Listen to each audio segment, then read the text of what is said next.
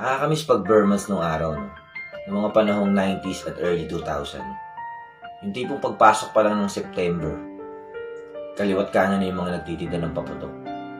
Yung tipong walang araw na hindi matatapos, na hindi ka makakadinig ng tunog ng Watusi, 5-star, o kahit anong paputok pa yan. Yung tipong Burmans pa lang, nag-aayos na ng mga Christmas decoration yung mga kapitbahay mo. Tapos ikaw naman, magsasabit ka ng medyas sa bintana niyo.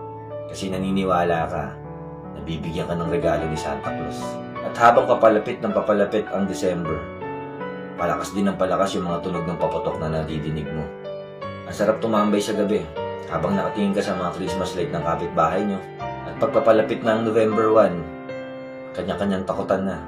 Nag-ghost hunting pa nga kayo ng mga kaibigan mo.